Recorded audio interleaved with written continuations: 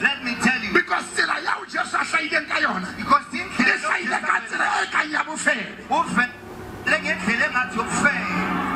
so Bishop Zondo just said that Jesus' way of appearance, or how Jesus appeared, it was almost like in a way of a prostitute, like in a way of, you know, a prostitute, you know, like, I don't know if this is literally what Zondo just said. So how he appeared, it's almost like in a way that a prostitute might appear. So just reality check the Daily Christian Commentary video. So just wanted to kind of do this breakdown. There are things that says, there are things that a pastor wouldn't say. Now also on top of that, there are things that a pastor would preach, and there are things that a pastor would not preach. There are things that if a person said them, you will have to ask, how did they come to that conclusion particularly? And in this particular situation, I'm asking the same questions of Bishop Zondo. As we said, we do Daily Christian Commentary videos. Check out other videos that are down in the pick comments. If it's your first time over here,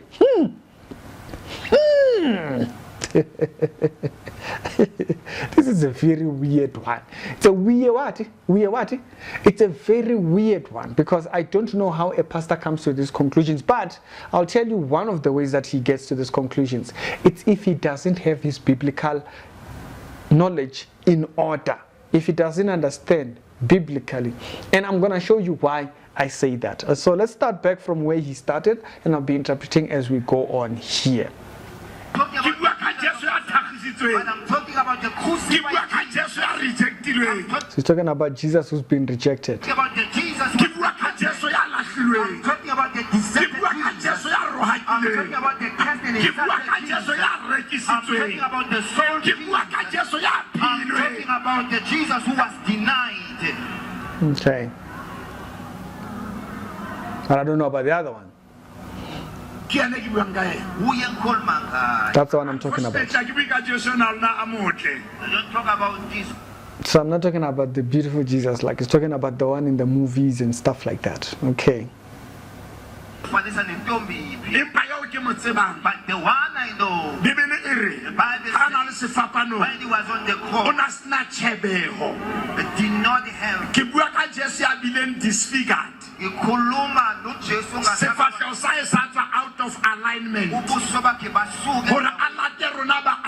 alignment. Out of alignment. In alignment. Jesus, the one who fetched us to us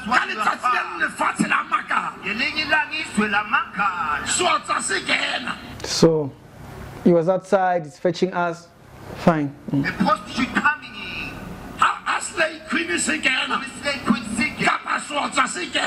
So he's using the situation of the woman who gave the alabaster box. Okay?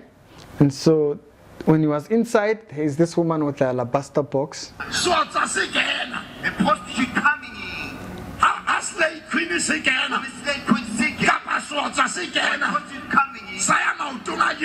Went with the feet with the prostitute with the Jesus. Now he says that the perfume was from prostitution, like it was. Nowhere does the Bible say that. Okay, nowhere does the Bible say that that perfume that she had was acquired from prostitution. It doesn't state that. We don't know how she got a hold of it, but we do know that it took a lot from you in order for you to purchase that oil. Okay, and the same woman, does the Bible say anything about her being? No, I don't know. I can't remember. Maybe I'm mixing things. Maybe I'm mixing stories here. Does the Bible say anything about her being in prostitution? I can't remember. I can't remember. I'm not saying I can't remember that part. But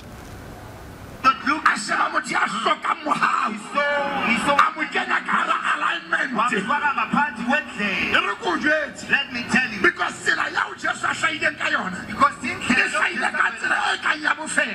so he takes it from that to say he's saying that that person that came in, prostitute, and she comes in with her prostitution oil there, and she spills it on her thing. The Bible says what she has done there. The Bible, it will be spoken of even in, you understand, we can speak about it today, because Jesus, when he was in the grave, it spoke to the Messiah in the grave, that particular event. Because when he was there, they never got to do that to him. He never got to perfume his body after his death. And so he takes that idea that this oil is from prostitution and whatnot, and he says it makes sense why this woman comes to Jesus, because Jesus came in the way of prostitution. So first he exaggerated that situation. You can tell me if she was. I don't remember that part. Okay? Don't remember that part. He takes it from that situation to apply that to Jesus. So that's how he came to this analogy that he's making here.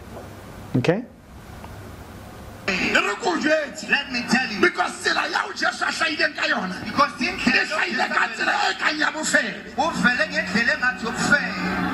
we will wait for him to explain that one.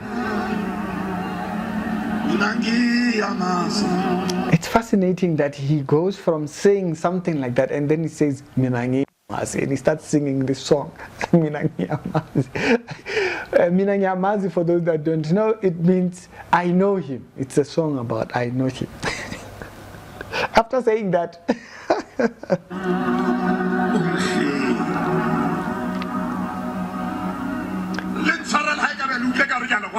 so I'm sorry if you heard like I'm cursing you. Imagine, you have a girlfriend. You have a girlfriend?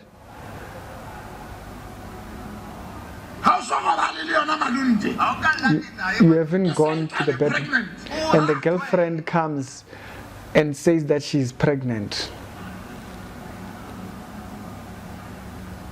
So that's his analogy. Out of alignment. So he's using the situation of Mary and Joseph, where Mary is supposed to be married to Joseph and she comes and she's pregnant. So he's using that to say Jesus came in the way of pregnancy. And there is something called hermeneutics. And hermeneutics, how you come to a conclusion or how you come to a preaching. Oh, he's very excited. You should see his face when he says it. Bishop, there's something called hermeneutics. And in hermeneutics, it matters where you get your sources in order to come to a conclusion, okay? Or how you break down the scriptures. You go from one principle to the other principle in order to come to a conclusion.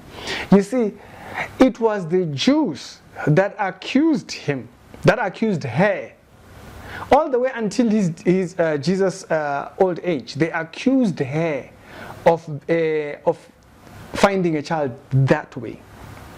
Or finding a child in adultery, not even in prostitution. In adultery. So they assumed that there was mufonifo. There was mufonifo involved. There was fornications there and whatnot. In case you are not aware of how we speak on this channel. So that's what they accused her of. Fornication, not prostitution. So how does Zondo come to the conclusion of out of alignment? Do you see how he came? Out of alignment. It's out of alignment. He wanted to take us. He wanted to fetch us.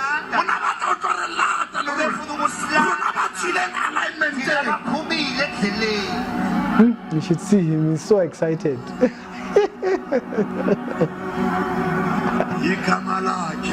His name. That's a song. I cannot be bothered to watch the rest of it. You see, what the bishop is preaching is far from what the Bible even says the Jews accused Mary of.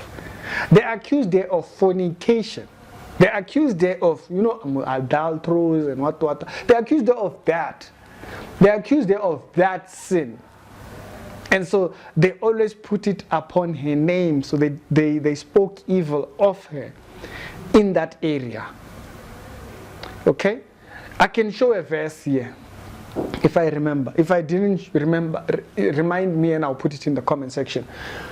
They didn't accuse her of prostitution. Over exaggerating that point got him to this point.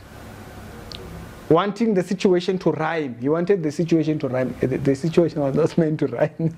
Jesus was accused, biblically, he was accused, or his mother was accused of fornication. Not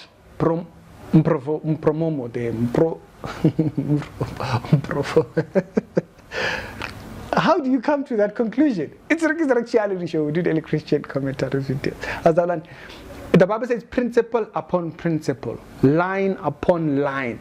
Meaning you know this, you come to this conclusion. You understand this, you come to this conclusion. Not this one. It's Ricky. Y'all tell me what you think about this one. I thought this was a very interesting one. Thank you very much for those that actually send me the stories. And so, yeah, that's biblically far. Even for what the Bible says. Okay.